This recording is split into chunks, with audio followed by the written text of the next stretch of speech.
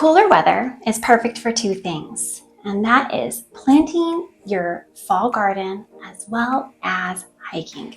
And today I have put together a list of my top 5 favorite hikes that you can find here in the foothill communities of the Inland Empire.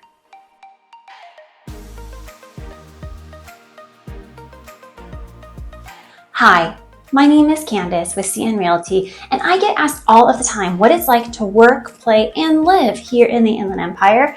And I've got to tell you, I absolutely love it.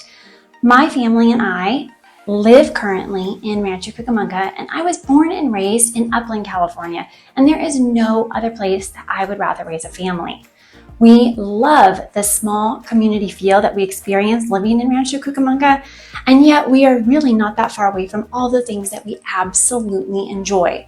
We are under 45 minutes away from going to the mountains, and we are within an hour of both the beach and Los Angeles, which is fantastic because my son is an absolute fan of the Los Angeles Dodgers.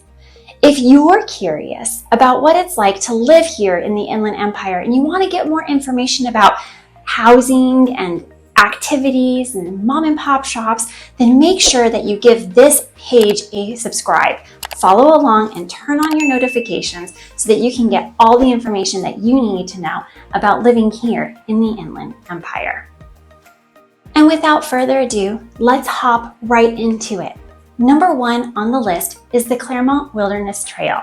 It is a gateway to adventure and other more rugged trails, one of which eventually ascends to Mount Baldy. However, most popular section with sports enthusiasts is going to be roughly 4.5 to 5 miles.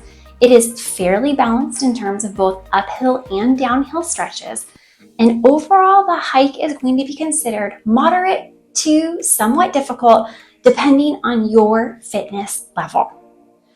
It is a great trail, but it is mostly dirt and rocks, so some good trail shoes or light hiking boots with some ankle support are recommended.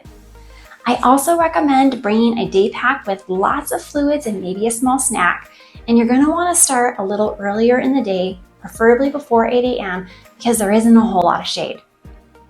Number 2 on my list is the North Etiwanda Preserve. This one is considered easy to moderate, and it's approximately 3.5 to 4 miles round trip.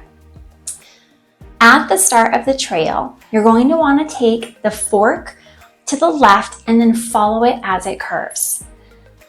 The path mainly is rock and dirt, and so again, I recommend those good trail shoes for that ankle support. You also want to make sure that you have a good mindset through this. It does get a little bit challenging, and some of the path does end up getting a little narrow, and there is a bit of an incline. But I promise you, all of it is absolutely worth it because the waterfall at the end is stunning. Now, heads up, it is hidden behind the mountain, so you've got to look out for it.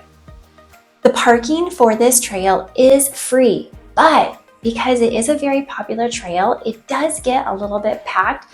So it's also, again, recommended that you start earlier in the morning, no later than 10 a.m. Otherwise, you're going to end up in a bit of a traffic jam or having to hike in before you even get to the trailhead itself. Number 3 on my list is the Pacific Electric Trail. This one is less of a typical trail as it is paved, but it's perfect for anybody of any age and any fitness level. It is a trail that is 21 miles in length, and it spans from Fontana through Rancho Cucamonga, Upland, Claremont, Laverne, and Pomona.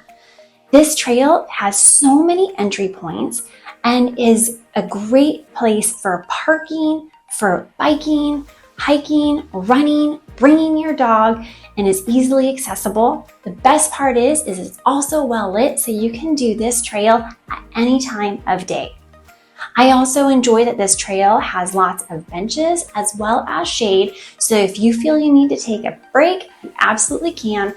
And they also have water fountains as well as fitness stations as well, so you can get quite the exercise workout in if you need to. I personally have not done the entire 21 miles of the trail, but that just might be something I have to try out at some point, or at least break it up into various segments. Number 4 on my list is the Michael D. Anton Trail, located in the San Dimas Mountains. This is a beautiful trail because of how serene it is. It is a total of 6 miles round trip, and you're going to feel absolutely transported to another place with all of the vegetation and the streams. But you're probably going to want to bring an extra pair of socks and shoes, as you are going to end up getting wet. You cannot get through this trail without walking through at least a few streams. Don't worry, they're not that deep. We're talking ankle deep here, but you're going to leave feeling a little soggy. The majority of the trail is a pretty easy walk, as most of it is flat and wide. However, there are some portions that are a little difficult, as it does get narrow and there are some tree roots and streams throughout. The best part about this trail is that there are lots of shaded areas, and so you're going to feel a lot of relief, especially in the middle of the day. Saving one of the best ones for last is the Horse Thief Canyon Park Trail, located in Horse Thief Canyon Park in San Dimas. Although this is a short hike, it is one worth taking. It is 1.3 miles. It is a bit of an incline, but the views at the top are spectacular. I enjoy coming to this one either early in the morning or just before sunset, so I can enjoy the beautiful view that Mother Nature has to provide. If you found this video helpful, make sure that you give it a like and me a follow so you can get more information about everything that there is to offer here in the Inland Empire. My name is Candace, and I hope that you have a great day.